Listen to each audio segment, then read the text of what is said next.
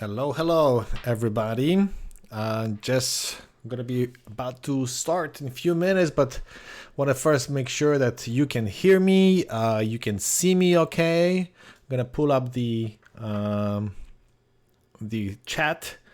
I see hi Daniel from Long Island, New York. Hi Daniel. We have Wayne from Pittsburgh. Hello, everybody. Oh, I need to mute myself here. I'm gonna be about to start in a few minutes, but want to first make sure that you can hear me, you can see me. Okay, I'm gonna pull up the chat. Here it is. Okay, I had to mute it myself so so that we don't have echo. Perfect. We have Deborah from Evanston, Illinois. Hi Terry from Sedona. We have Moab paper. That's fantastic. So we can hear everybody. That's I mean we can see everybody. I'm glad that you guys can see. Can see me okay? How many people do we have right now? I don't even know. Let me check. I'm gonna mute my phone completely so that I can see the link.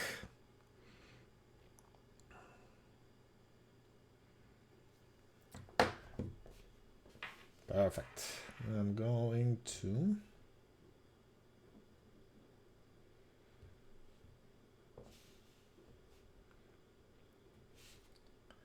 okay. What time is it? Well, we have 2 minutes still, so just gonna make sure that everything works, that we can properly transition and everything. So guys, thank you so much first of all for joining me today. This is, I think, the biggest YouTube live event that I've ever done. So sorry that we have to change the link. When I scheduled the previous event, YouTube decided to switch to a new creator studio. And so my previous link was somehow corrupted and I couldn't enable streaming from OBS. So that's why I had to send a new one. Also, during the webinar, if you have any questions, feel free to ask. I'm gonna do my best to answer any questions. Since we have right now already 196 people, so hopefully I'll be able to see everybody messages. But if I miss somebody question, feel free to email me or message me through Facebook or Instagram. I'll be always happy to help. We have Moab paper with us, so they can answer some questions today as well. So big thanks to Moab for putting this together and letting everybody know about this webinar. So so this is what we're gonna be doing today. And let me switch to my presentation here. Okay, so as you know, we're gonna be talking today about how to match your prints to your monitor, which is very often it's not always the easiest part because there are so many different variables. So I'm going today to try to answer some of the questions, explain the approach that I have for printing. And then hopefully you'll be more successful matching those colors, brightness and everything between your monitor and your paper. So let's get started. Okay, so let me just go to my presentation here. Okay, so in case, let me just go through. Here it is. So in case you haven't met me or know about me, my name is Janek. I'm originally from Poland, so that's why you will hear my accent. But I've lived in US for the last 28 years now, so more than half of my life, and we are based now in Orange County in California, in Irvine to be exact. And we have 3 brands. We have Vasho Photography, which is our oldest brand. This is for weddings and engagements and family stuff, dogs, etc. Then we have Vasho Faces, which is our headshot brand, and we started that brand about 3 years ago. We started with a live, kind of like a happening in New York when we did headshots for everybody, or portraits, and then we switched it to corporate headshots. So this is our headshots brand, and we are photographing about 5,000 to 6,000 people per year. So that's a pretty busy business for us. And then the last brand that we have is the Vaisho Master Print. This is our printing for other photographers. So we are not, this is really me, but I'm not like a high volume printer. What I do is I offer detail editing, especially for competition, and then printing for competition, whether it's imaging or WPPI or any other competition that you ever enter. You can always use me as your printing lab, and then I also do the matting, etc. So that's what I do as a Vaisho Master Print.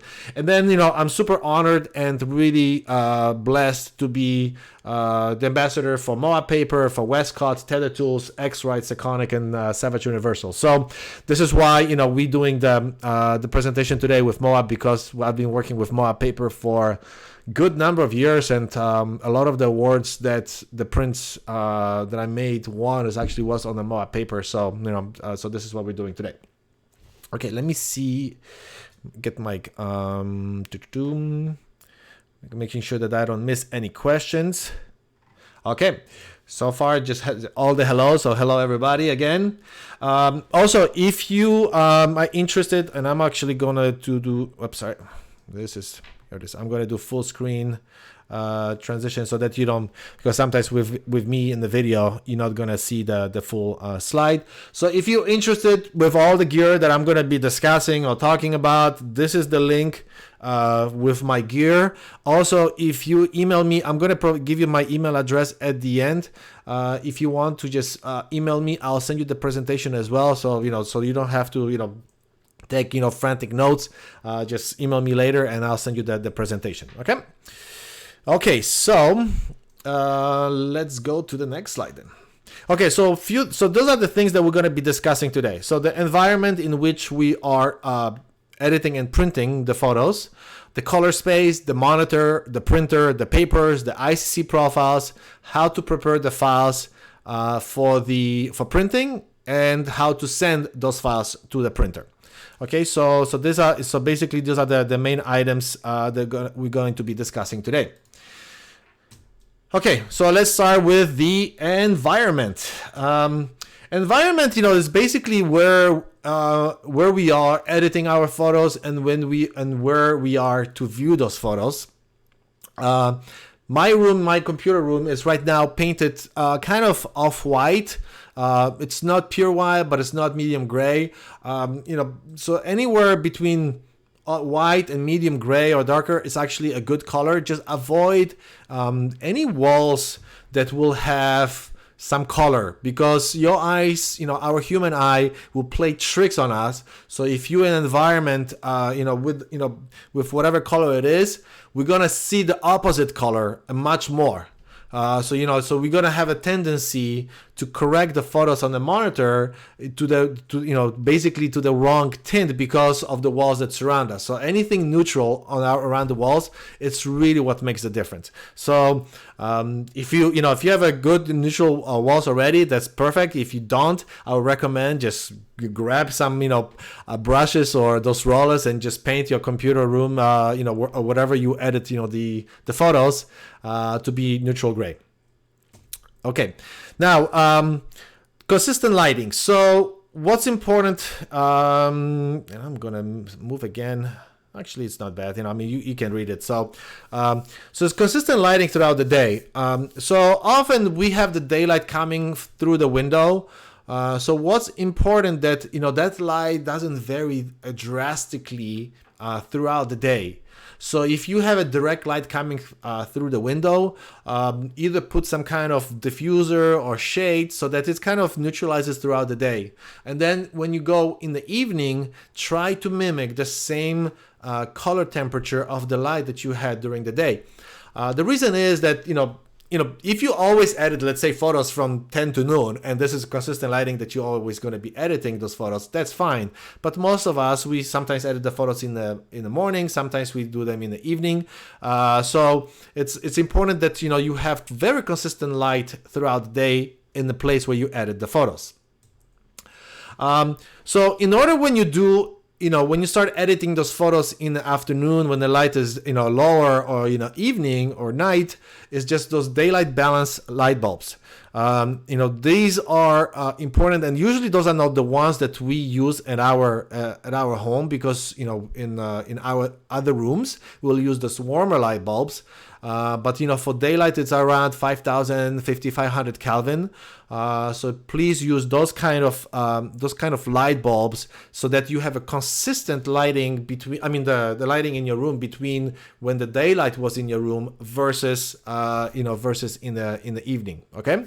And I see still people joining, or we have 330 people now. That's fantastic. So if you have any questions so far, I know it's kind of basic, but if you have any questions about it, definitely post in the comment. I'm trying to I'm keeping an eye on the comments, but so far it's just all the hello. So hello everybody again. Now, see here, this is the difference between a daylight light bulb and the kind of tungsten light bulb that we use in our places. The one on the left is obviously the daylight, is a more blue kind of tint, and then the warm light bulb is the one on the right. So these are so pay attention when you buy this light bulbs for your environment. In terms of, I see there's a comment about recommended brand and temperature for light bulbs. I wouldn't go too crazy. Actually my next slide is just an example. So this is like on Amazon. This is just a standard 5,500, or this is 5,000 Kelvin light bulb. So it's don't go too crazy. Just basically get something that is in the daylight balance range. So 5,000 to 5,500 is actually perfect. Okay. Now, somebody asked, if we're doing work for corporate clients, shouldn't we consider typical office lighting for prints? Yes. So there's a difference between when you edit the photos and you want to have a consistent lighting as you edit the photos, and then there's a different environment where you want to see the prints, or the photos already printed. That you should do. Or should have the light as close as possible to the environment where you're gonna be showing those photos, right? So if you plan to have a prints for your corporate client, and you can start them, where those photos will be displayed.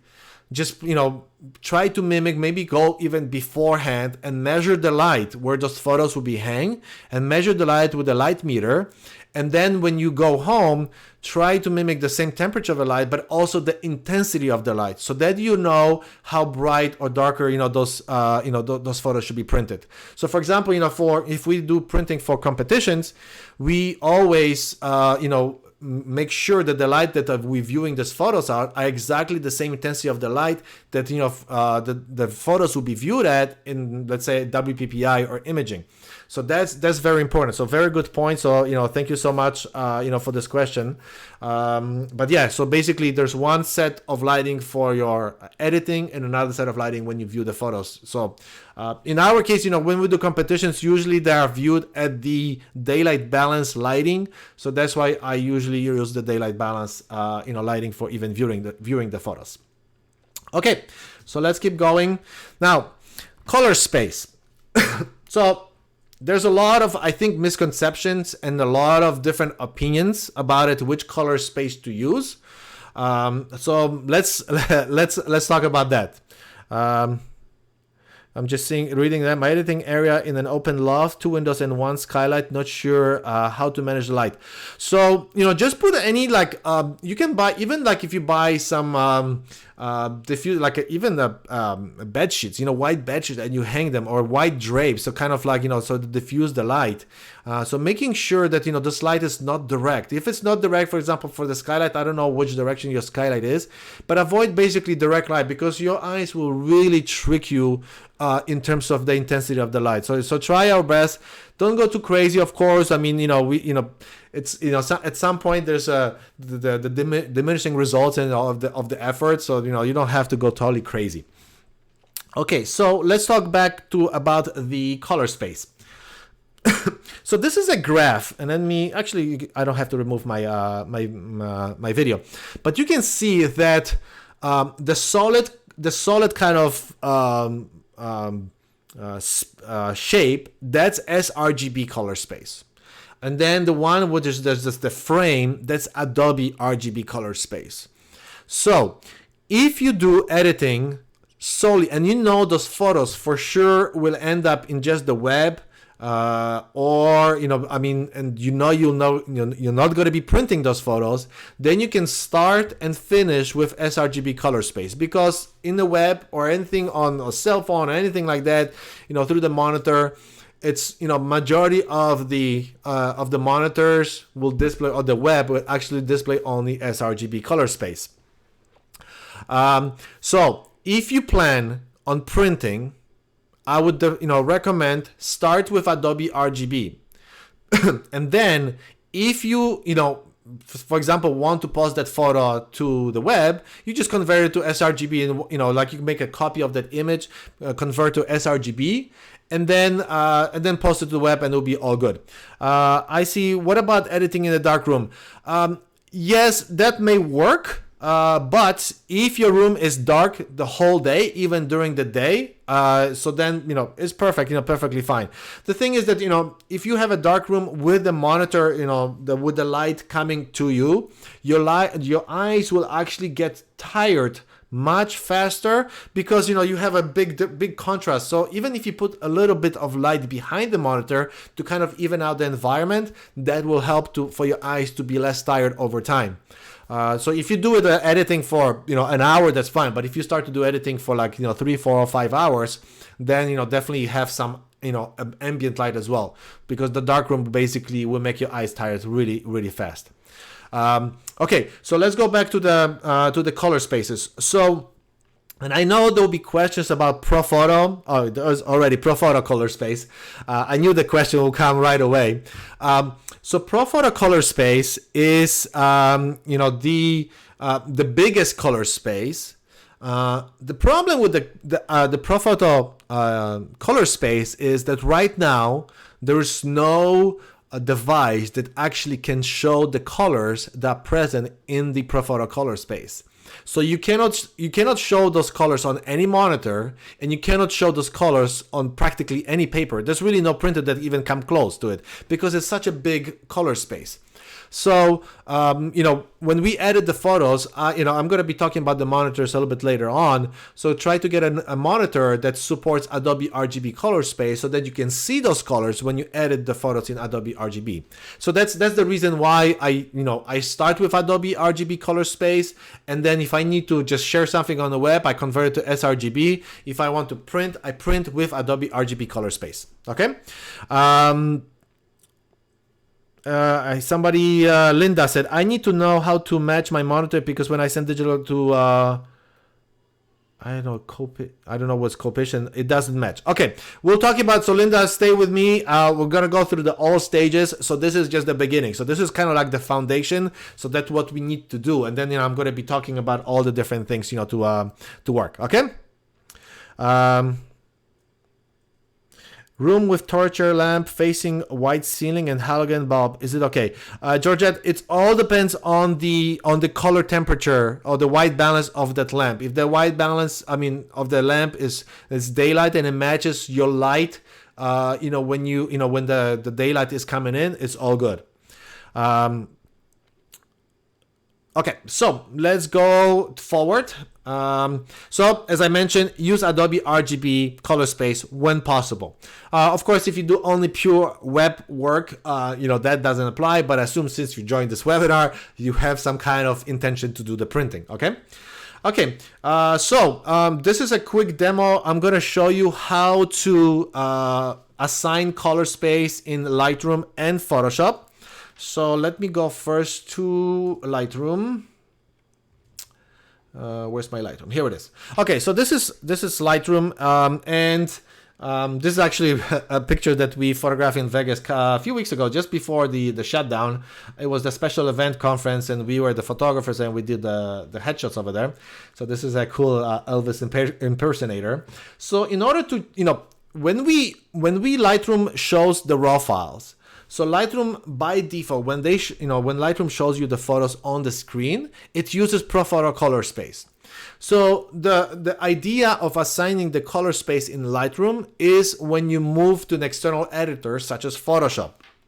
So in order to specify which color space, which color space to use when you edit in Photoshop, that's why we go to the setting. And I see is the difference between AdobeRGB 1998 and 2000. To be honest, I'm not I never use AdobeRGB 2000, so I am not sure. I can research it later. I just don't know the answer right now. I'm always using the AdobeRGB 1998. But good question if there's an AdobeRGB 2000. Okay, so what we need to do is go to Preferences under in Lightroom. And we're gonna go, let me make sure that you can see it. Yep. And then we can go to external editors. Okay. So when you, mainly you'll be, editing your photos in Photoshop. So select, the photo PSD format. That's the most common. Color space, that's the AdobeRGB. So you see you have ProPhoto, AdobeRGB, Display P3, and sRGB. So you don't even have the Adobe RGB 2000 here option. That's why I'm not even familiar with it. But basically, what's important here is 1998. Now, 16-bit versus 8-bit. I usually try to, if I know that this is going for printing, I'm usually trying to edit in 16 bits. The files will be bigger. But if you have, for example, like colors like we have here in this Elvis shot, when you have all these different transitions and tonality, if you edit this photo in 8-bit, you may have some bending, and once you get that bending, it's very hard to remove it. If you start to use 16-bit, you're actually gonna have the chance of bending is minimal. And then if you do, you're gonna have some minimal, and then you can address the bending with some noise, with a little bit of noise. It's actually gonna help. But so if you're gonna be doing for printing that photo, starts with AdobeRGB 16-bit, and I do 300 dpi. It doesn't really matter. This is just so that the Photoshop can estimate what's the size of the file in inches. But 300 is kind of a standard. Okay. So let me see if there's so Luigi, why does he asked why does Lightroom use ProPhoto space if you just said that no device can reproduce the colors in that space? Yeah, so basically because the raw file contains all the colors, and so Lightroom internally uses the ProPhoto color space, but then when you view that photo in a monitor with AdobeRGB color space, it actually converts all the colors that are outside the gamut of AdobeRGB, or basically a monitor, so that they can be displayed, right? So it's not like you're gonna be missing colors, but some of the photos, especially in the extreme end of the spectrum, you may have some color that are actually pushed together, next to each other. So that's why you're still limited by what your monitor can display. I mean, internally you can still use ProPhoto, but the monitor, the file will be converted to AdobeRGB if you're using the monitor with AdobeRGB color space. Okay, so there's what happens if you keep in ProPhoto. Really, nothing happens. I mean, there will be some conversion of the colors between what the file is really and what you see on your monitor. If you add it in AdobeRGB color space and your monitor can display 99% or 99.9% of the AdobeRGB color space, basically all the colors will be true from the file. So that's kind of the advantage, of using AdobeRGB color space for your files. And again, this is my understanding. If I'm proven wrong, I'll be happy to adjust what I believe. This is my knowledge, what I understand. So this is how I operate. So this is just my flow. If somebody can convince me otherwise, I'll be always listening. But this is basically the workflow that I have right now. Okay, so let me go to Photoshop now, and let me see where is my Photoshop. Okay, so here's my Photoshop. And in Photoshop, you can specify how you want the color spaces to be applied to your files when you create a new ones or when you open them. Okay, so basically you go to color settings, and right now you can see that my default RGB color space is sRGB. So that's not what you want, really you want to go to Adobe RGB 1998. And you know what, I'm going back, Gita, to your comment about the Adobe RGB 2000. It's not even in the Photoshop. Maybe I don't have it installed. Maybe somebody mistyped somewhere that there's a Adobe RGB 2000. I don't know, but I'm gonna definitely research after this webinar. So I'll let you know. So basically, you change it to Adobe RGB. So when you open and there is no color space assigned to it, it's gonna open with Adobe RGB. Or when you create new files, it's gonna assume this is Adobe RGB color space. Okay. And then you just press OK, and it's all good. Okay, so somebody else says, Michael, but the day will come when monitors will be able to handle ProPhoto, and I edit and save ProPhoto. Definitely, Michael, go for it. I'm sure one day there will be monitors that can show a ProPhoto color space. So I prefer to, since I'm printing right now for my clients, I want the best result right now and not possibly in 20 years. So that's just my reason. Again, this is the way I edit photos. If ProPhoto color space is working fine for you, definitely don't change it and you get good results, go for it. Okay. I'm just saying like how I edit my photos and make sure that my photos match, the print. Okay. So let's go back to the slides. Any questions about the assignment of the color spaces in Lightroom and Photoshop? I know there's about 25 seconds delay between what I say and what you guys can see. So when you post a comment, if I don't actually answer right away, just understand that there's some delay, and then also I have to look at the screen. Okay, so let's go to the next slide. So the quality of the monitors, and I talked already a lot about the monitor, but basically there are some major options. Okay, in general, you want a monitor that is supporting Adobe RGB color space. Yeah, so in the past there was like 98% of the Adobe RGB color space, then it was 99. Now there's a lot of monitors that actually support up to like 99.9% of Adobe color space. So the top of the line is actually AZO usually, that's kind of like the really the most expensive. Dennis Lee asked me where was the color space in Photoshop. Let me just quickly show you again in case there's. So when you in Photoshop, when you go to edit and then you go to color settings, and then this dialog will come up. Okay, so that's the main game. You don't have to worry about really the CMYK grade. This is really the RGB color space is the most important. Okay, so let's go back to the presentation. So now, the monitor that you can see like behind me, let's see, this one, this is my AZO monitor. So this is, when Sasha, my wife, edit photos, she actually using the AZO monitor. I'm using an NEC or NEC monitor here, and I actually have two of them. They work pretty good. Then another one is the other brand that I really like. Lately I've tried some of them. The BenQ are pretty good, and the ViewSonic. So those are two those I guess 4 brands all together that they're very good monitors. Usually ASO is the most expensive, then NEC or NEC is the second. BenQ and ViewSonic are kind of like on the lower end in terms of pricing, but their quality is actually very good, and they step up the game big time. They're fantastic monitors. So in terms of value, BenQ is fantastic. Somebody asked, what about Apple's new Pro Display XDR for color spaces? Actually, I have my video shut down, so I have to restart it again.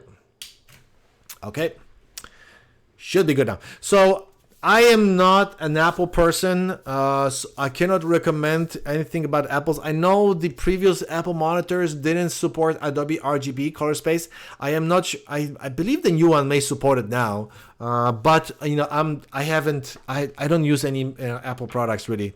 I mean, I just have a MacBook Pro that I use sometimes at the conferences, but really I don't use it, so I cannot make a recommendation. So if anybody in the chat, if you can answer maybe Spankman's question about the Apple's new Pro Display XDR, I would appreciate it. So because I'm sure somebody has this knowledge, so just if you can just answer that. Sasha, my wife actually is online as well. So hey baby. So these are the monitors. It really, as long as the monitor is using the Adobe Color Space, that's really what matters. The ASO, what I like a lot about ASO is that they have the built-in calibrator. So what's good about it, that you can schedule calibration of hours. So let's say in the middle of the night, and it will actually turn on itself. And then the little dong, like the calibrator will stick out from the side of the monitor, and it will calibrate itself and then shut down and go to sleep. So that you can actually calibrate your monitor every single day. Because I know from my own experience, it's always like, oh, do I want to calibrate the monitor now? And it's always the procrastination. How often do I want to do it? Do I want to do it every week, every 2 weeks, once a month? I usually try to calibrate my monitors every 2 weeks to every 4 weeks. That's usually what my schedule is. I think doing it every day, if you do it manually, is an overkill. It just doesn't, it's just not worth your time. Those monitors nowadays are so good that they don't vary so much, from week to week. So every 2-3 weeks or every 2 to 4 weeks to calibrate is absolutely fine. Okay. Let's see if I have any questions.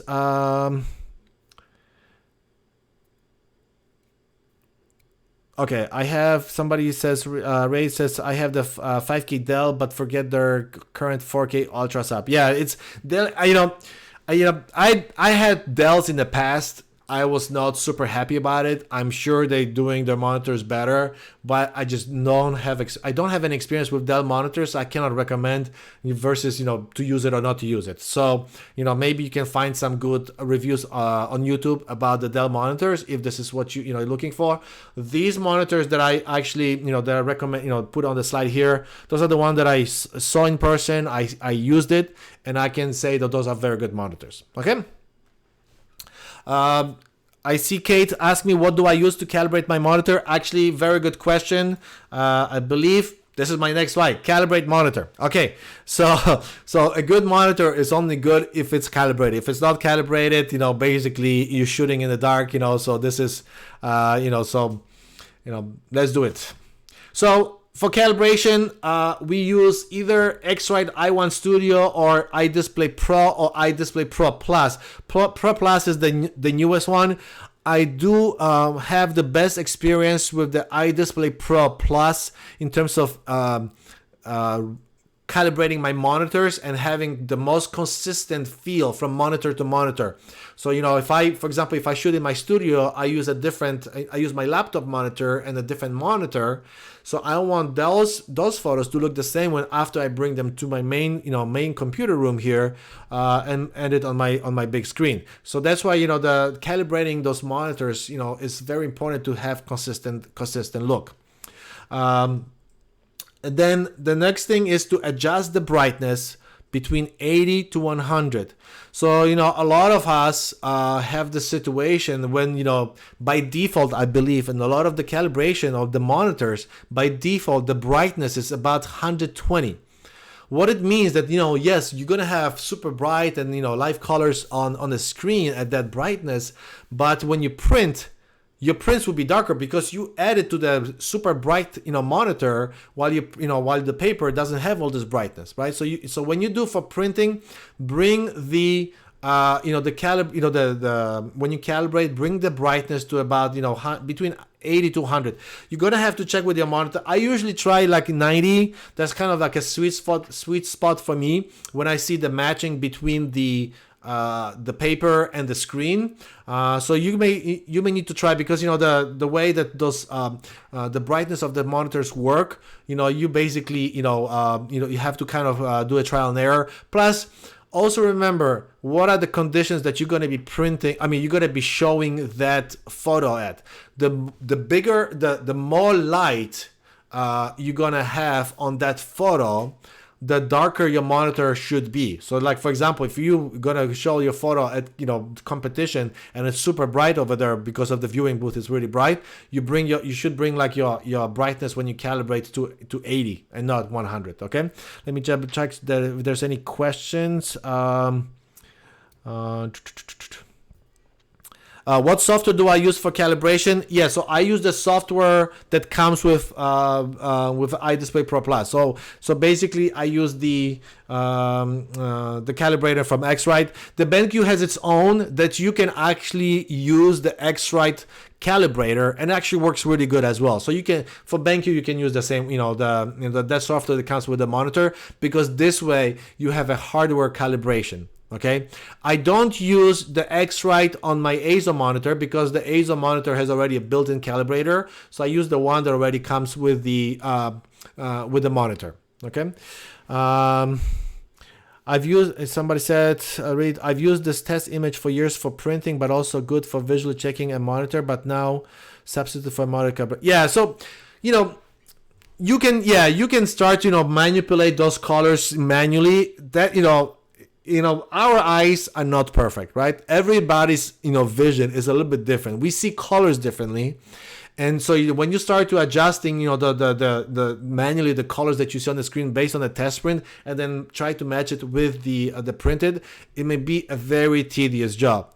So the best way is really to use a software, because that it's guaranteed that from monitor to monitor you're going to have the solid results. Okay. When is the calibrator at the end of its life? You know what? That's a super good question. I am not sure, but I'm actually gonna reach out to X-Rite, to Brenda, and I'm gonna ask her, how to check whether the calibrator, the sensor, what's the lifespan, and then when we should replace it. That's a very good question. So Stefan, thank you so much for this question. I'm gonna follow up. So I'm gonna post the information on this video. So if since you're gonna be commenting, you're gonna get notified when I post a new comment about it. Okay. Okay. So let's go to the next one. So calibration is based on paper and ICC. There is an option that you can calibrate your monitor to simulate the the paper that you're gonna end up printing. I usually don't do it, but there's a way to have a different profiles on your monitor that will simulate the paper that you want, that you'll be using. So that even when you actually edit the photo in Photoshop, it will already be showing you, exactly, because every paper is a little bit different, which I'll be talking about it, a little bit later on. Okay, so this is more advanced. I would say, you can experiment it, with this, but this is just as an extra, really, higher end, in terms of calibration. Okay. Now white balance, D65 or D50. So I use D65. So there's a whole article, the link here from X-Rite. Even though my room is in 5,000 Kelvin, I edit my photos with a white balance of D65, which basically means 6,500 Kelvin. I read this article. I don't want to get into the details because, I trust X-Rite. When they tell me to use D65, I use D65. They, those guys are the experts, in terms of the calibration. So basically what they told me, I use it, and I trust them. Okay. Okay. I knew that there's a whole conversation about Profoto and Adobe RGB. Guys, really, it's like Nikon and Canon discussion and Sony. So whatever works for you. I'm just saying I use Adobe RGB. If you want to continue using Profoto, you do it. I think if you get the solid results on paper, that's really what matters. So okay, now let's go talk about quality printer, because basically, if you have a great monitor, great file, but then your printer is not at the quality that it should be, well, then guess what? Your print is not gonna be that good. And it's not just the quality of the printing. There are a few other items that I think makes a good printer, or the printer that you enjoy using. So when you decide on the printer, the first question is whether you're looking about pigment or dye. And this is the type of ink that we'll be using. Historically, dye was not archival, or had a little bit wider gamut. Pigment was archival, but the gamut was a little bit smaller. Gamut, meaning like the range of colors they can print. Nowadays, the pigment printers actually have fabulous colors. The dyes usually are a little bit cheaper, but they still print very nicely. The quality of the printing is very good. So if you decide to make the prints, or if you think you're going to be making the prints that will be displayed for 50, 60, 80, 100 years, I would recommend pigment, because that's really what you're going to get the archival quality. If you're just printing, because you want to hang, but people will be, changing those photos every few years, then, dye will look, the dye printer will actually work good. Usually the dye printers are, will print smaller photos. That are not if you go into those huge printers, those are usually pigment printers. Yeah. I see that somebody using Spider Pro. Spider Pro is fine as well. I mean, if you have a Spider already, no need to change. If you don't have a calibrator, I recommend X-Rite. They're like they're industry standard, and it's a huge company that actually their business is to make commercial colors accuracy. So that's why it's so important. Okay. Okay, let's go to the printers. Max print width. So that's what I mentioned. How big do you want your printer to be in terms of the biggest size that it can print? I have a 17-inch printer, so basically the maximum that I can print is 17 by 22 or 17 by 25. But there are printers that can print 40 or 60 inches wide, and you can make really big prints. So obviously, the bigger the printer, the more money you're going to spend on it. I guess like above 17-inch, that's really when you get into the hardcore of printing of printers. But it also takes a lot of space, and those printers are usually very heavy. So you're gonna have to really plan where you're gonna put that printer in your studio. Okay, number of inks. So number of inks basically means the more inks you have, the better the color gamut and kind of the graduation of colors will be. Okay, so basically when you compare printers, usually it means the more the separate inks it has of colors, the more the better the quality of the print will be. Okay, next one, ink efficiency. As you may imagine, the most of the cost when you print will be the ink and the paper, right? If you if your ink is if your printer is not efficient and you're going to be wasting a lot of ink, then the cost of the print of each photo will go up, right? So something to keep in mind. It's very hard. And there's a lot of opinions which printers are most efficient, which ones waste ink, which one don't, and then how is the ink efficient on different papers. I know that Canon printer has actually a software called I think it's called printing accounting, and it will actually give you the cost for each photo that you printed, how much it costs with the ink that you use and the paper. So you can see actually the exact cost of every photo print that you make. Okay, here it is. So we have 40 HP. Go pigment. Yeah, I think pigment. Printers are usually the better quality. Okay, so next one, nozzle clogging. Things are getting better, but there's still some printers that clog more than the others. This is a very heated debate, which one clog more, which one don't, but something, read, watch some YouTube reviews, which one clogged, more than the others. I have my opinion that I'll tell you in the next slide, but this is just my opinion, okay? The next one is actually pretty important.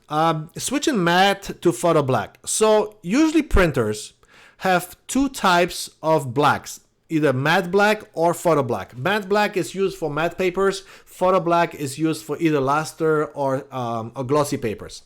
Now, in the old days, you actually have to move, actually remove the one type of black ink and put the other one.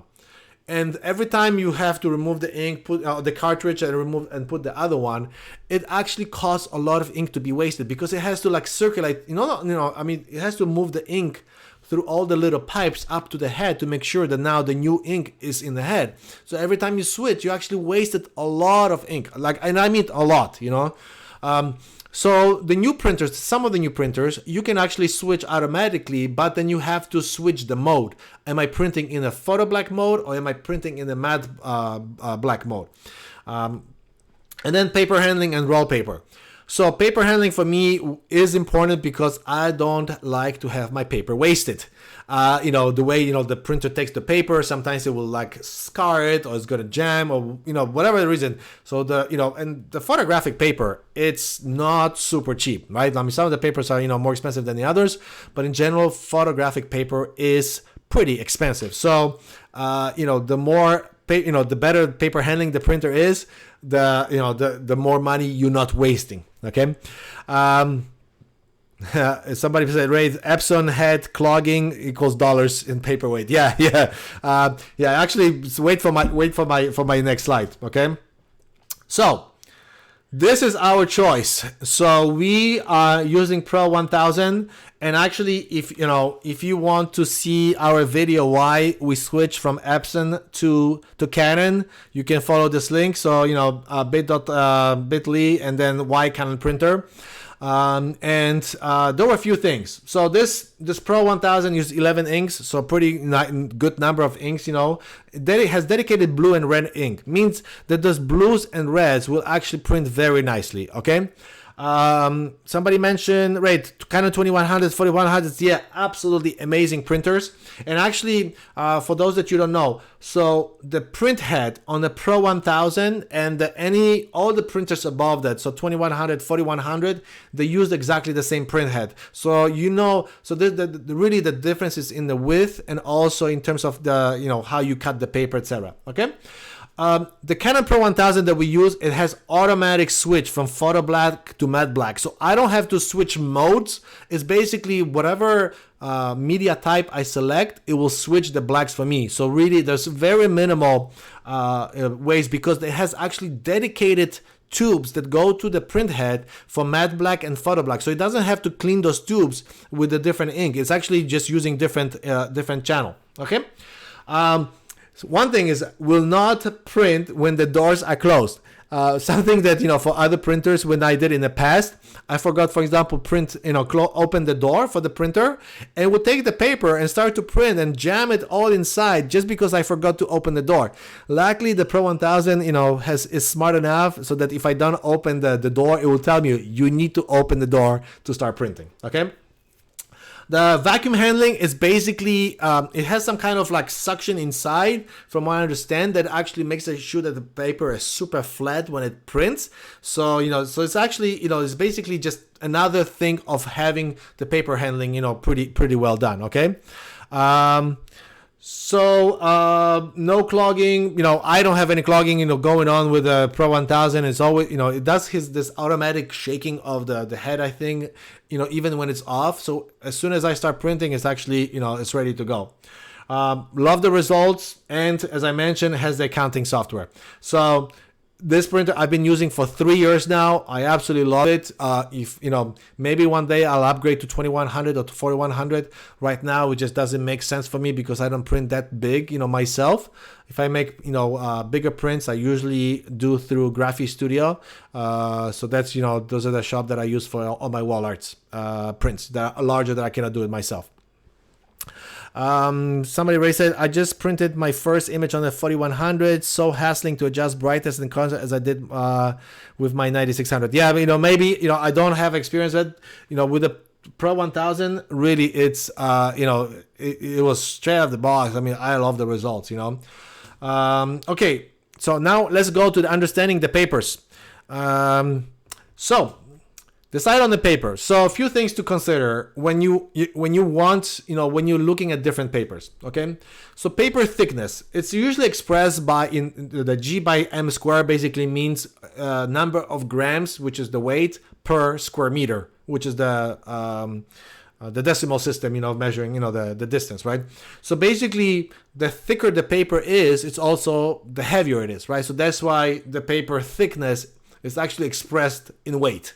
So, basically, usually the thinnest one is about 180, 190, and then goes to 200, there's some 330, 350, but basically means like 300 is it's a pretty thick paper, so, just keep in mind, the reason between thinner and thicker paper will actually stay straight better. The thinner paper will actually, because of its own weight, may warp a little bit, more. But the thicker paper, if you mount it properly, is actually gonna, stay straight, better. You still have to mount properly the photos, but it's just something to keep in mind. Okay. Paper tint, cool versus warm. So there are, those papers that don't use optical brighteners, they are usually on the warmer side. Because the paper, by definition, on its own, it's a little bit, it kind of has a yellowish tint a little bit. So those are like the more, the yellow, the warmer feel. Those papers that use the optical brighteners, and basically those are some chemicals to make the paper look whiter. Those are usually the papers that look a little bit cooler. So, so the feel of the print will be a little bit cooler. Okay. The question is, how do you soft-proof to calibrated monitor image to paper type? Actually, you know what? You can, in Photoshop, you can do soft-proof, and then you can specify which, ICC profile you want to soft-proof with. I noticed that as much as the monitor can soft-proof, on the paper, it's not going to look the same because the monitor has light coming from behind, right? So basically you have the light pointing at you through the pixels on the screen. While on the paper, the way that you see the photo is the light reflected from the paper and coming to you. So it's a completely different kind of medium. So that's why I don't believe so much in soft proofing. At least for myself, I have not been successful doing exactly soft proofing, so I know exactly how it looks. Basically, through experience, I know how different photos will look on different papers. And unfortunately, this is, for me, it was over time, as I print, I understand how different papers behave. I start to know that, okay, this photo will look like this on this type of paper, and it will look this way on the matte paper, or this brand or that brand. Okay. So this unfortunately comes with experience. I don't think there's a bulletproof screen soft proofing, method that I know. But again, I may be wrong. Maybe just this is just my opinion. So if I can be proven wrong, or if you have strong opinion against it, I'm all ears as well. Okay. John has a question. If I use a thicker paper on the Pro 1000 and select the correct ICC profile, do you need to manually adjust paper thickness in the Pro 1000? No, if you, as long, and I'll tell you just about, a little bit more, but basically the thicker paper you have to load through the back. I didn't have to, to adjust it so much. I did, now that I remember, I think at some point I had to adjust some paper thickness. You know what, John, message me directly, and I'll try to remember what I did, because I talked to Moab, to one of their specialists, and they told me how to change it so that I know. So because I think I had some kind of lines on the side of the paper. So message me and I'll pass you on the information, or just contact Moab directly. They will be more than happy to help you. I just don't remember right now. Okay. let me see what is any other questions.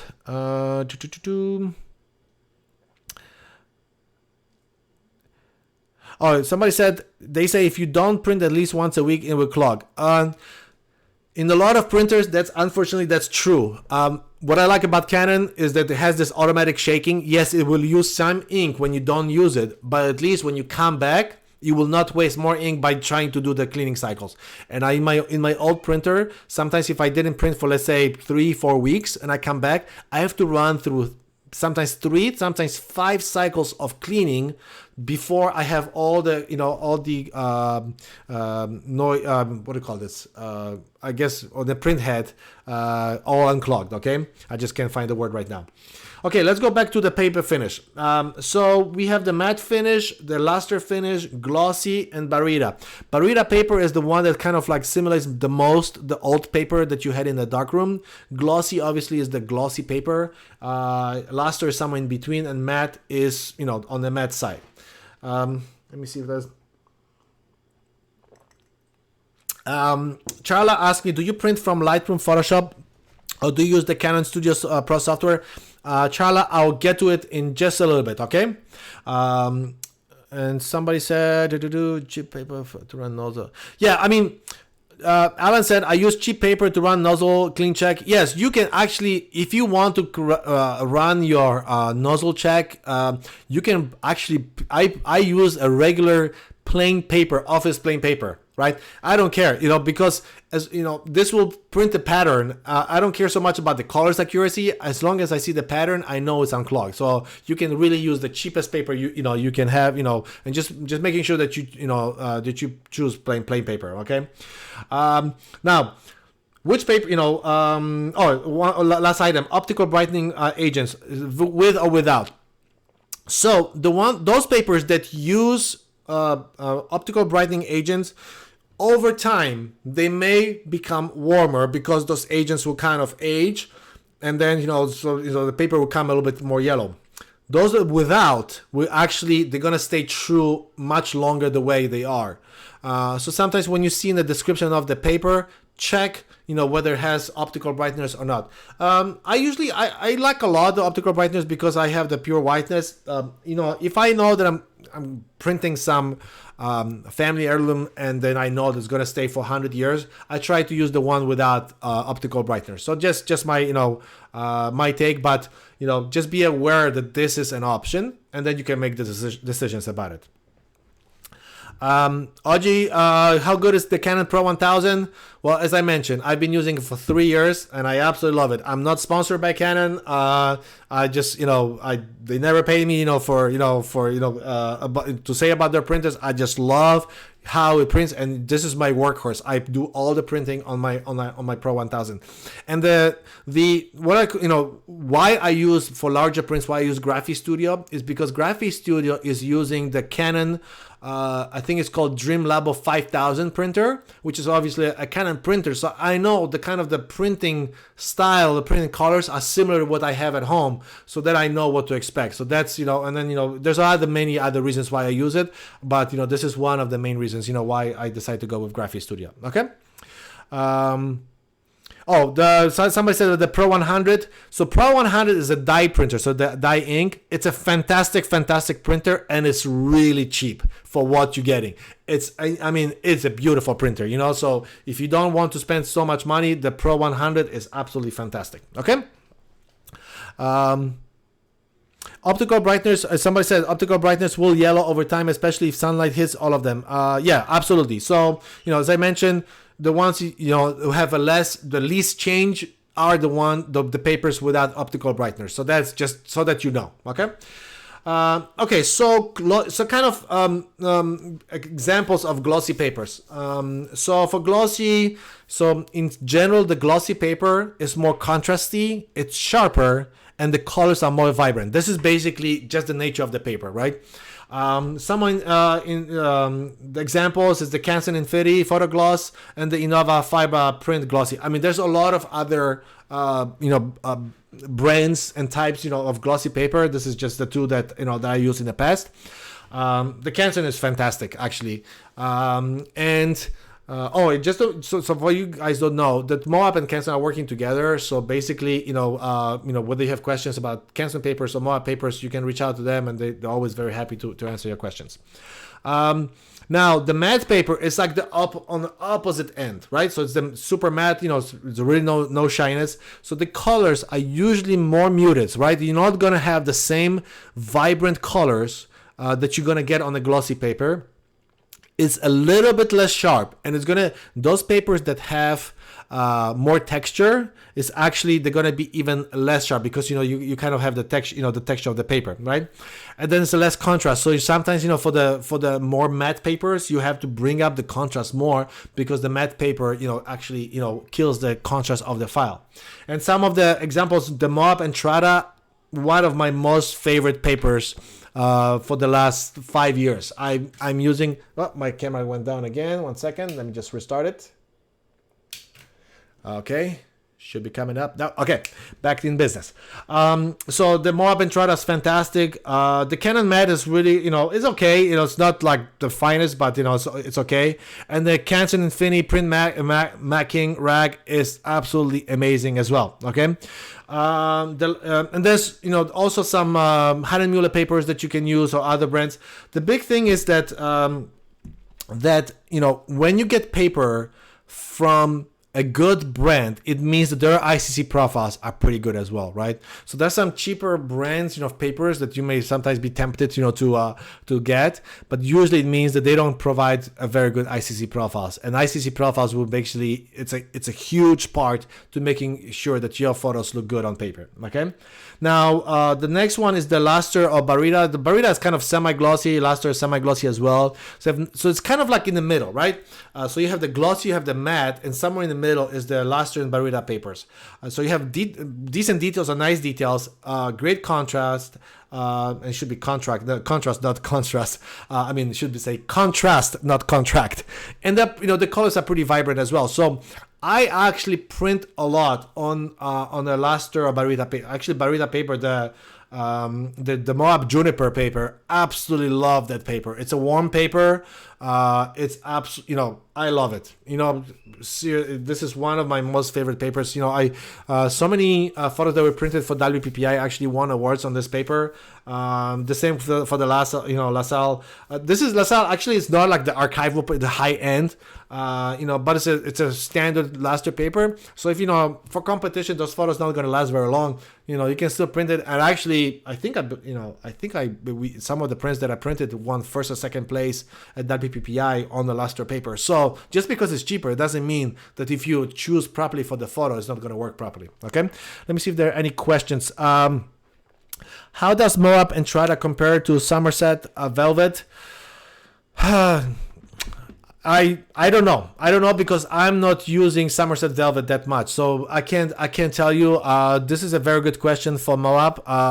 So if they're still online, I hope they can answer your question. And then Stefan, with some papers, I sometimes do not know which is the front and back side in order to put properly in the printer. Some of the papers, some of the boxes, when you open, they'll have a sticker. This is the side up, right? So don't remove from that clear acrylic, or whatever the bag is. Keep it the same, the way it is always in that, so you know which one is the printed side of the paper. Some of the Moab paper actually is double-sided, so you can print on both sides. So obviously that that's not a question. Usually for and the biggest problem finding the printing side is for the matte paper, because both sides will be matte. For Luster and Barita and glossy, you will see a big difference, on the back and on the front. So that's pretty answered. But for the matte, just basically see where's the label on the box and make sure that you remove it, put it inside the printer, and that's where you're going to print properly. Okay. Somebody asked, where in the printing process do you use ICC profile? I'll be showing actually, a little bit later. So I know we an hour, but I want to give you all the information with the greatest details. So stay with me, and we're gonna get there. Okay. At the end, paper choice really depends on the photo. So not every photo will look good on different type of the papers. So over time you will develop an eye which paper to use for what photo. Sometimes I will print the photo on different papers and see where what do I like. Where is this photo coming better on which paper. Okay. Okay, so you see, Jim answered, both print well. The rag is really a bit smoother, base, and wider. Okay, so thank you so much, Jim, for answering the question. Okay, so let's go to the next slide. Okay, so ICC profiles. Here it is. Okay, so ICC profile it's really like a little piece of file. It's a file that translates the photo, your photo file, the electronic files, to your printer, and based on the paper that you're printing on, right? It's actually it's like a translation table, right? So it's translate colors from your digital pixels to the actual combination of droplets of of ink that goes into your paper. Obviously, it doesn't controls the droplets amounts. It just tells the printer this is the color that you should be doing, and then the printer, based on that information, decides how many ink use of every ink. But what's important to remember that ICC profile is specific to your printer model, paper, and also to your specific printer. So if you really want to go super accurate, you can create your own ICC profile for your printer for each paper that you're using. Okay, there are companies that use that can create custom ICC profiles for you. You basically you send them, they send you a file to print, you print them, and then you send it to them, and they scan it, and then they create the ICC profiles. You can do the custom ICC profiles at home, like the i1 Studio from X-Rite. Actually, you can create your own ICC profiles. It has a limited number of colors it will scan, but there's other more expensive options of the X-Rite tools that you can create. You can use to create your own ICC profiles. They will go into thousands of dollars, and I can tell you honestly that the ICC profiles, and I can speak only for Canon ICC profiles that Moab provides, are absolutely fantastic. I use their straight from the side the ICC profiles, and I absolutely love it. Ivan created. Ivan is the super duper specialist at Moab. He created the best. One of the best ICC profiles that I've worked with, and for Canon printers, they work actually amazing. Let me quickly show you. I'm gonna go to the Moab paper. So when you go to the Moab paper, and then basically it works the same way on other brands. So if you go to ICC profiles and ICC profile downloads, and then you can see here, select the printer. So the brand. So I'm gonna select Canon, then select the printer, and I'm gonna select my Pro 1000. So right here, and then it's going to list all the papers that Moab offers, and then the media type. So this is one of the media types is actually something you have to select when you print, and I'll show you a little bit later where you do it. And then inkset, it tells you which inkset to use, either matte black or photo black. This is only important if you have to do it manually for like other brands. For Canon, actually based on the profile and based on the media type that you select, Canon will actually use automatically a matte black or photo black, so you don't have to worry about it. Okay, so let me see if there's any questions. Let me see here. Moab Petrada has okay. I read this one. Which Moab Entrada Bright 300 or Bright 190? So the difference between 300 and 190 is solely in the thickness of the paper. The coating on which you print is actually exactly the same. So it's just the thickness of the paper. So if you want thicker paper, get the 300. The thinner 190. 190 is good. If something to test and everything. For final prints, I would recommend 300. Okay. Let me see. Yeah, if somebody said wet a fingertip and touch corner of the paper, print side will be tacky. That's very good tip. Absolutely, this will work as well. As long as you don't want to do edge to edge, because then you're gonna ruin a little bit of a corner of the photo. Okay. Spangler said, I use the i1 Studio to create ICC profiles that are not supplied for a particular paper. Yes, so i1 Studio will actually, this is the tool that I mentioned, will create, you can create your own ICC profiles.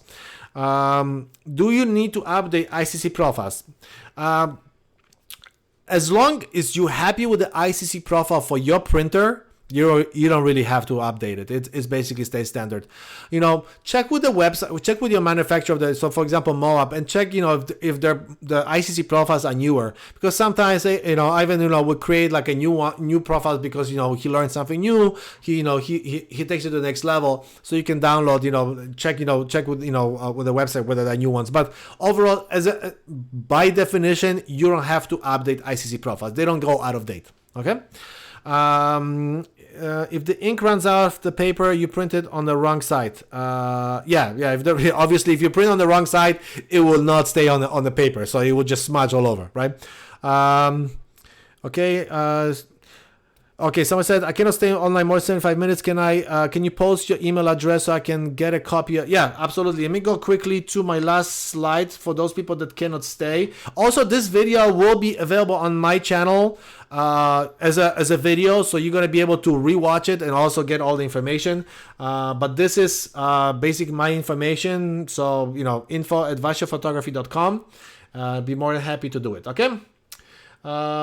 Quickly, so we have only 1, 2, 3, 4, 5, 6 slides left. Okay, so we should be fast. Okay. Let me present it one more time here. Okay, let me switch this. Okay, so steps to prepare to print. Okay, so as we prepare for print, I mentioned use 16 bits and AdobeRGB or ProPhoto-RGB. I use AdobeRGB. If you print directly from Photoshop, you don't really have to create a TIFF file. But if you use, from the professional print and layout from Canon software, I usually export a flattened TIFF. You don't want to have the layer because you don't want the file to be sent that is too big to the printer. Okay. Let me just double check that I see my comments. Okay, coolness. And give me 1 second. Okay, perfect. I just want to make sure that I see all the windows properly. Coolness. Okay. Let's go forward. So connecting your printers, you can connect through USB or through Wi-Fi. Most of the new printers support both. I usually try to do the USB. It's a little bit more reliable. But if you send a file that is flat, meaning no layers, as a TIFF, it's compressed, then it should be good even printing big files. So just don't send when you have in Photoshop, for example, and you have 20 different layers. I noticed that if you send that photo through Photoshop through Wi-Fi, sometimes you may lose the connection and it will stop halfway. With a USB cable, I noticed that it's much more reliable. Okay. Is there a way to, somebody asked, Gabriela, is there a way to get a copy of your presentation? It's very hard to see your slides. I'm so sorry about, that it's hard to see. Yes, email me or message me and I'll send you the presentation. Maybe, if you register through Moab, I think they may send the they may send the PowerPoint to everybody that attended it. Okay. Any issue with getting the Canon Professional Layout Software plugin working on Photoshop or Lightroom in Windows? I use it separately, so I don't use it from Photoshop. I'll show you in just a second. Okay. So now software to print. You can print from Adobe Lightroom. That's my least favorite. I don't really use it, but I know people do, so you definitely can do it. Adobe Photoshop definitely can do it. I'll show you how to do it. Phase 1, Capture 1, from Phase 1, Capture 1, you can print as well. And then the one that I use the most when I want to do my final prints is from Canon Professional Print and Layout. It's the easiest way to put multiple photos in the paper. And, it's a very, simple, relatively simple interface, but it's pretty good actually. And I'll show you, it's a free software from Canon. So, you can use it, right away. Okay, now when before I show you how to print or how to send for printing, there's one thing that you have to be aware of, which is the and I show you the disabled and printed color management. So you don't want the printer to manage the color. You want either Photoshop or the professional print and layout software to control the colors of your print. But one more important is the relative colorimetric versus perceptual. Basically, there's really no right answer which one to use. Usually, if you have some facial or people in the photo, relative colorimetric will work better because it will not shift the tones of the skin. Okay. The perceptual, as you can see, so basically the concept is that those colors that are out of gamut in the relative colorimetric, they're gonna be squished. Let me see. Oh, actually, can you see it? Yeah, you can see it. Is not gonna be. They're gonna be squished here on the edges, right? So if you have a lot of out of gamut colors, and I say not out of gamut of AdobeRGB because you're working with AdobeRGB, out of gamut for that specific paper. So in general, the luster or glossy paper has wider gamut of colors. Matte has the smallest gamut of colors. So that will happen the most with the matte papers. If you have some bright colors, some deep blues or greens or reds, that those out of colors, and if you have a lot of them and they're gonna get squished together, basically you may end up with colors with like spotty colors because the out of gamut colors got squished all into one, and basically it's just be one blob of solid color of whatever, the blue or green, etc. Right? So perceptual is basically switches all the colors together. Okay, but it means that only the one in the center may not be moved, but the ones on the side, you can see most of the colors actually gets moved, to be within the colors of the paper. So that's why, depending on the file of the photo, sometimes the relative, sometimes perceptual work. Most of the time, relative will work good and, will actually preserve all the tones that you have in the photo, and just all the out of the gamuts will squish a little bit, more. The printers are doing a pretty good job. It's not like all of them, all the colors that outside of the gamut will become one color, but it still squishes just the ends. But so I would say like 80-90% of the time I use relative, and then sometimes if I see some kind of color squishing, I'll use the perceptual. Okay. Do you need a Canon printer to use the Canon Professional Print? I don't think so. I think it can send to any type of printer, but I may be wrong. I haven't tried really with any other printer, but I think it works with any type of printer. Okay. Somebody asked me about QImage. I have no experience with QImage, so I cannot say. But as Ray said, I used QImage years ago. But then switched when Lightroom came out. Yeah, so I just don't have experience. I'm just telling you what I use, to get the results. I'm sure there are some other softwares that work well as well. Okay, so let's send files for printing from Photoshop and Pro Print and Layout. Okay, so let me move to Photoshop. Oops. Okay, so we are in Photoshop now. The first, let me show you quickly the paper. Give me 1 second.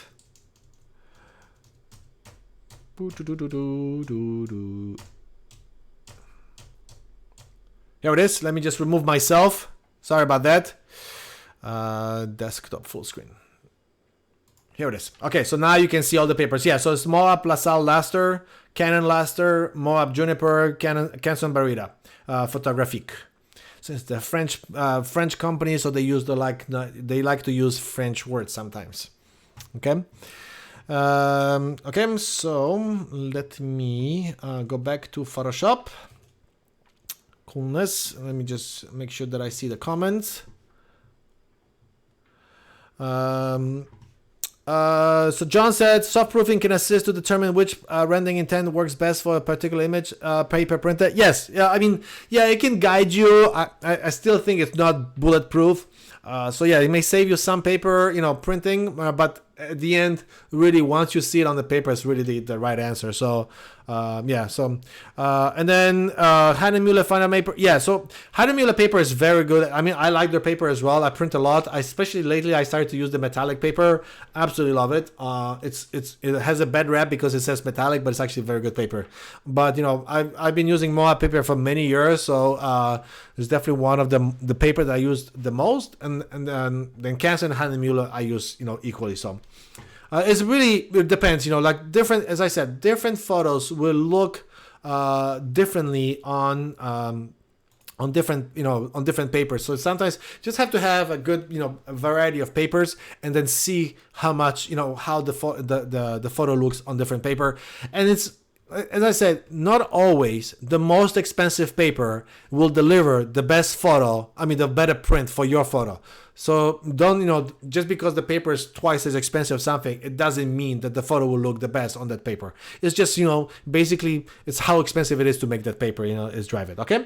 Okay. So let's go to first in Photoshop. So in Photoshop, you go to File and Print. And I know my font is pretty small, so I hope, I don't know, I cannot make it bigger right now. Let me see. This doesn't make the text bigger. So I hope you can see it okay. I'll try to explain here everything that, you know, that's going on. So first thing, you know, you select the printer, and in printer settings, that's where when you click on it, you will select the media type. Okay, so let's say that for this exercise, we're gonna be printing on Moab Juniper Barita paper. So usually Barita paper, let me see. So if I go to my to the website, so Juniper Barita paper, it's using, it tells me to use Photo Paper Pro Platinum media type. So when I go to Photoshop, in my media type, I'm going to select Photo Papers and Platinum. So it's right here. Sometimes some of the paper companies will tell you what to use and you cannot see it in the options because the companies like to name them differently. So sometimes you just have to guess. Maybe you have to Google from time to time. Okay. I usually print the quality high, or actually the highest. The paper is 8.5 by 11, but you can specify whatever paper you want here. And that's it that what I do here. Yeah, that's basically all I do here. And then this is what's the important part is. Color handling. So you can say printer manages colors and Photoshop manages colors. So as I told you before, make sure to select that Photoshop manages colors, because basically the printer is at this point dumb in terms of colors. It's you control of Photoshop, and you through Photoshop you will control how the color management is happening, right? And then that is the printer profile. So this is where you select your ICC profile. Okay, so basically those are all the different profiles, ICC profiles that I have. So you find, for example, so I have Juniper Barita, and you can say Moab Juniper Barita, and this is Pro 1000, and this is the photo, I think PPP, it means the Pro Photo Platinum something, profile. That's basically what it means. Okay, so you select that. Usually I have black point compensation checked in, so that's it switches the darkest points a little bit, to the right, so that I have the details in the black, so not the blacks are not completely crashed. I do take some additional steps when I print, with curves and levels, but this is not for this class. This is sometimes I teach when I teach printing classes. I actually explain how I do it. And then right now, because the file is bigger, so I put scales fit to media, but I usually try to crop exactly to the size that I want. And let me see. Okay, rendering intent, it's relative, colorimetric, or absolute. So those are the two you really have to select. I don't use saturation and perceptual. It's either relative or absolute. Okay. I'm sorry, relative or perceptual. That's what I meant. Okay. So these are the two that you're gonna be using here, and then you just go print. Okay, and you're done, and just make sure that your printer is on, etc. Okay. I'm gonna press cancel here. I'm gonna make sure that there are no questions there. Yeah, so Ray said screwing up the settings in the biggest cause of frustration. Yes, 100% yes. And that's why I started to print a lot more from the professional print and layout from Canon, because it's all in one interface, so it's easier for me to make sure that everything is correct. Because in Photoshop you go to different screens and you keep forgetting, did you do it already, did not. Sometimes Photoshop will actually reset itself from photo to photo, so that's why it's actually not a good idea. Okay. When you crop the size you want for DPI or PPI, so I usually you can use 300 for I believe Canon, the native one I think is 330 if I remember correctly, but I usually use 300. It's working pretty good. The small difference is actually the printer will do the translation properly. So whether you're 300 or 330, that's actually going to work pretty well. Okay. The Uday asked, how about brightness and contrast sliders down need to adjust? I don't. That's once you start adjusting within the printer profile, the brightness and everything, you start to shoot in the dark, right? You want to make sure that, because if you start to adjust those, it means that either your ICC profile is not correct, or your monitor is either too bright or too dark, right? So that's why you first want to make sure that your monitor is the right brightness with the right colors, and then that's why you calibrate it, and then you adjust the contrast based on the paper that you're going to be printing on. So yeah, I would not recommend adjusting the contrast, brightness, colors, anything on the printer profile, because it's really shooting in the dark at this point. Okay. Nicholas asked me any workflow Capture One. I really don't use Capture One, but the principle is exactly the same. Whether you use from Lightroom, Photoshop, or the Canon Print Pro and Layout, or Capture One, the flow is actually the same. You have to select the media type, the printer, the paper size, your media type, the ICC profile, and the color intent. Those are the big things that you select. Okay, it's just the interface may vary, but at the end, the choices are always the same. Okay. Let me see if there's any. Using Moab Juniper paper for my photo black images and the wonderful results. Jim, absolutely, I'm with you. That paper is absolutely fantastic. It's gorgeous. Okay, let me go to print and pro layout. Okay, so this is the professional print layout from Canon, and you can see everything here is in one interface. So everything you select here, in this area, so you don't have to make any additional adjustment of screens and everything. And also you can move these photos within the paper size. So you can, so if you, for example, if you want to print smaller, but you want to print on a bigger paper and then cut it, then you can do it easily here, right? And then you can have one opening or multiple openings, as many as you want. You can create your own templates, how many openings you want to have. So let me go. So basically, you select printer, and basically the stored settings is basically all the settings that you can actually share those settings. But I know what I'm doing. I don't, so I go top to down and make sure that everything looks good, and then I'm ready to print.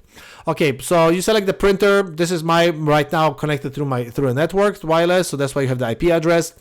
Now media type, as I mentioned before, so for this paper we use the platinum because we're going to be printing on a Juniper paper, the Barita.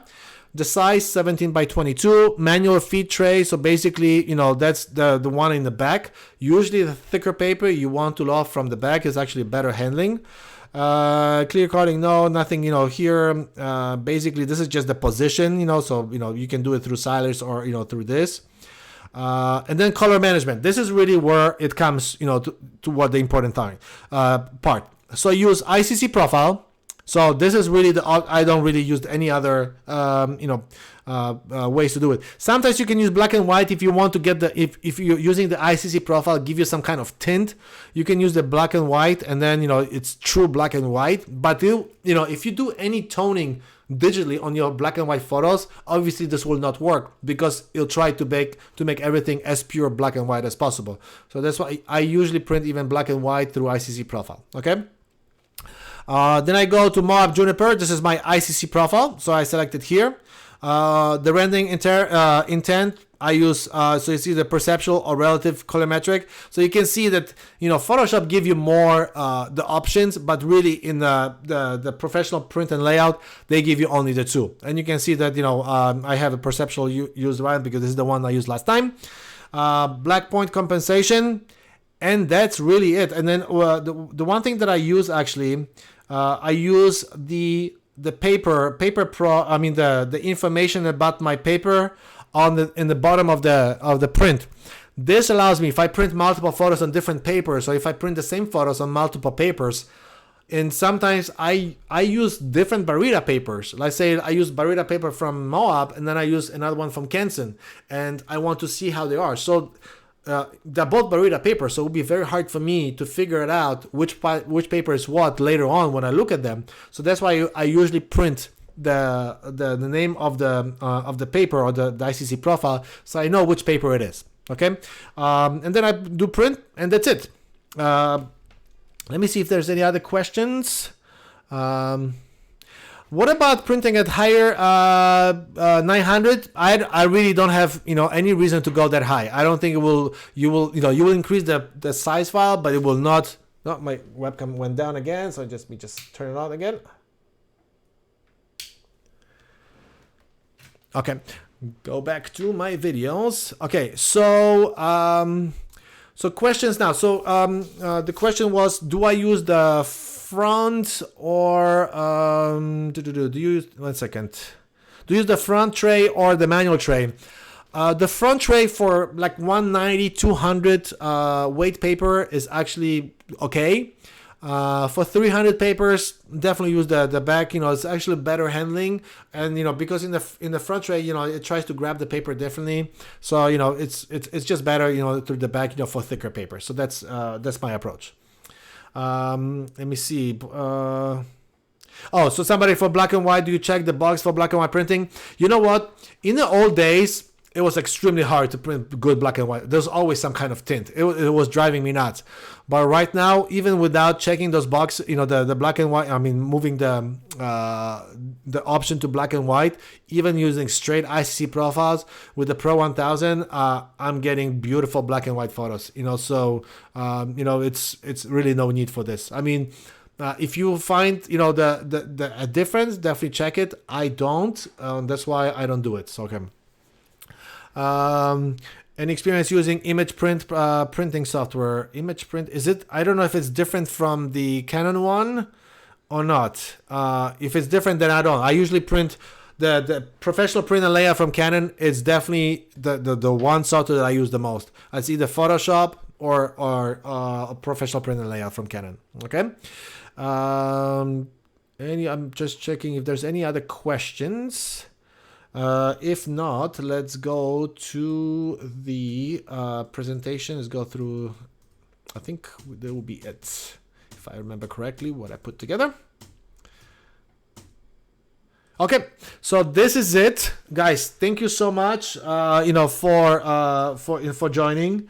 I'm really excited that so many people, actually join. And I see right now, I think we have like 157, people. So amazing. Thank you so much. If you have any questions, email me. If you haven't subscribed to my channel yet, I will be super honored and happy if you could subscribe to my channel. It will help me to get motivated and put more videos, and basically, share, more stuff that I accumulate over the years. Keep in touch, email me, and then again, thank you so much, Moab, for putting this together. And that will be it. So thank you so much, guys, and we'll be in touch. Let me see if there's any. I'm gonna wait like maybe 20 seconds. If there's any additional questions. Otherwise, we're just going to finish the stream. All right, can you say again what the online printer you use and spell? Online printer. I'm not sure, Danielle, what you mean by the online printer you use. I don't use any. Oh, Graphi Studio. So Graphi Studio is it's an Italian company that we use for acrylics, for what we use it for, acrylic, for canvases, and for any finer prints. I mean, they're actually doing a super good job. Okay. Let me see if there are any questions. Well, guys, thank you so much.